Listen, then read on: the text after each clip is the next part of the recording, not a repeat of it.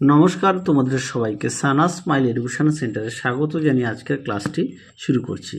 আজকে তোমাদের সঙ্গে আলোচনা করব তোমরা যারা নবম শ্রেণীর প্রথম পর্যায়ক্রমিক মূল্যায়ন পরীক্ষা দেবে 2026 সালে, তোমাদের জন্য রায় ও মার্টিন প্রশ্ন বিচিত্রা থেকে আজকে সমাধান করব।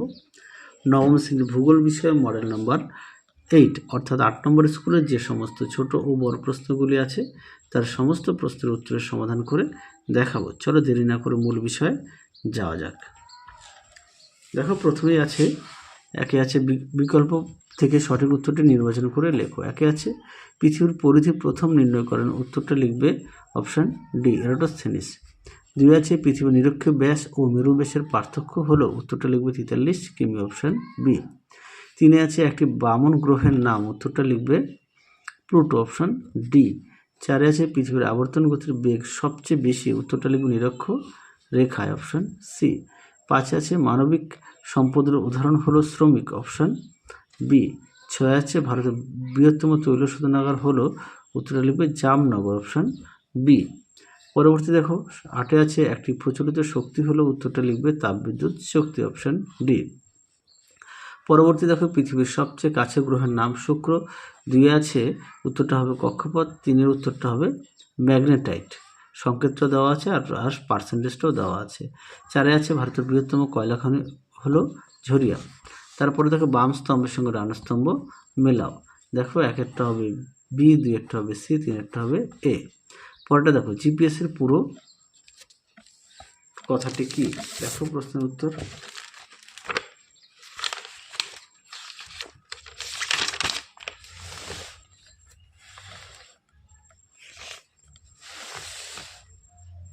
দেখে নাও ফুল ফর্মটি জিপিএস এর। পরবর্তী প্রশ্ন দেখো কি আছে, 2 দাগের কয়লার 2টি উপজাত দ্রব্যের নাম লেখো, ন্যাপথলিন, বেনজিন ও ফেনল। 3 দেখো বিশুক কথার অর্থ কি, তোমরা লিখবে সমান দিন ও রাত্রি।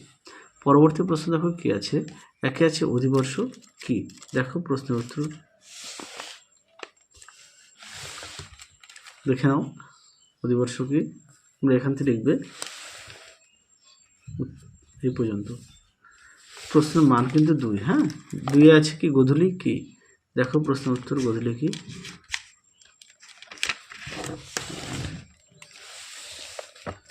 দেখে নাও গোধূলি কি, এখান থেকে এই পর্যন্ত লিখবে। পরবর্তী প্রশ্ন দেখো কি আছে, 3 অচিরাচরিত শক্তি কাকে বলে? দেখো প্রশ্নের উত্তর।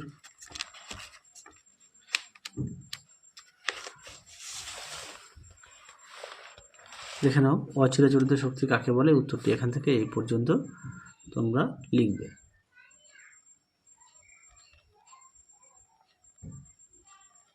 পরবর্তী প্রশ্ন দেখো কি আছে, পৃথিবীর সর্বোচ্চ ও সর্বনিম্ন স্থানগুলি কি কি? দেখো প্রশ্ন উত্তর। দেখে নাও মাউন্ট এভারেস্ট আর সর্বনিম্ন হচ্ছে মারিয়ানা খাত। পরবর্তী প্রশ্ন দেখো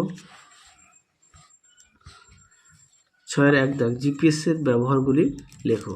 দেখো প্রশ্ন উত্তর। জিপিএস এর ব্যবহার খুব গুরুত্বপূর্ণ প্রশ্ন, এই প্রশ্নটা অনেক মডেল সেটে দেওয়া আছে, তোমরা অবশ্যই ভালো করে পড়বে। দেখো জিপিএস এর ব্যবহার এখানে বেশ কিছু দেওয়া আছে, তোমরা এখান থেকে পয়েন্ট দিয়ে লিখবে।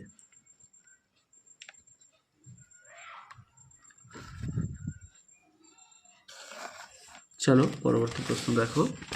পরবর্তী আছে 2 দাগের কুলীন গ্রহ ও বামন গ্রহের মধ্যে পার্থক্য লেখো। দেখো প্রশ্নের উত্তর।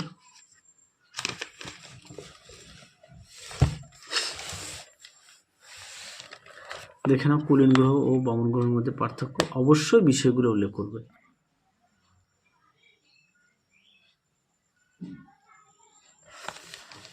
পরবর্তী প্রশ্ন দেখো কি আছে, 3 দাগের অপসূর ও অনুসূর অবস্থানের মধ্যে পার্থক্য। দেখো প্রশ্ন উত্তর।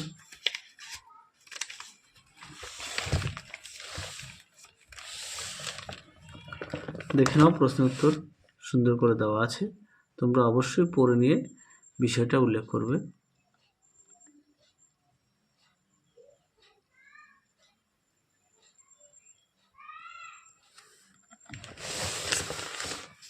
পরবর্তী প্রশ্ন দেখো সম্পদের বৈশিষ্ট্য লেখো। দেখো প্রশ্ন উত্তরটি।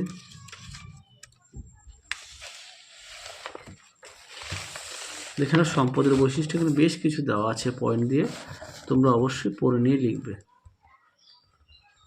দেখে নাও।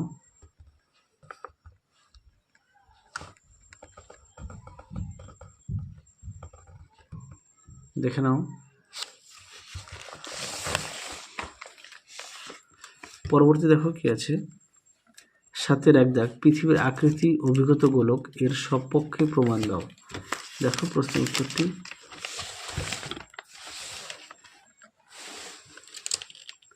দেখে নাও উত্তরটি এখান থেকে তোমরা লিখবে।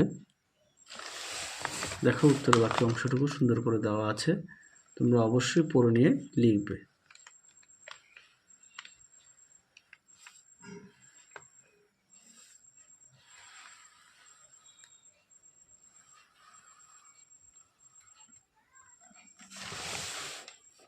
এই পর্যন্ত লিখবে।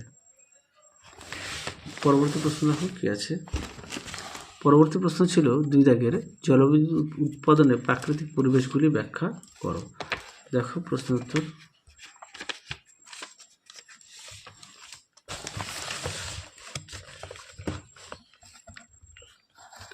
দেখো তার উত্তর সুন্দর করে দেওয়া আছে, তোমরা অবশ্যই পড়ে নিয়ে লিখবে।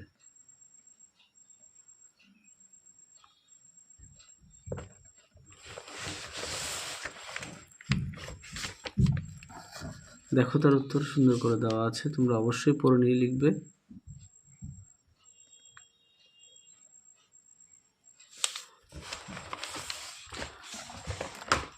তো তোমাদের এই প্রশ্নটাই ছিল শেষ প্রশ্ন এই সেটের। আর তোমাদের যে ম্যাপ পয়েন্টিংগুলো আছে এগুলো পরবর্তী সময় আমি সাজেশন দিয়ে দেবো। তাহলে চলো আজকের মতো এখানেই সমাপ্ত করছি। আবার দেখা হবে খুব শীঘ্রই তোমাদের পরবর্তী ভিডিওতে। তোমরা সবাই সুস্থ থেকো, ভালো থেকো। আজকের মতো টাটা।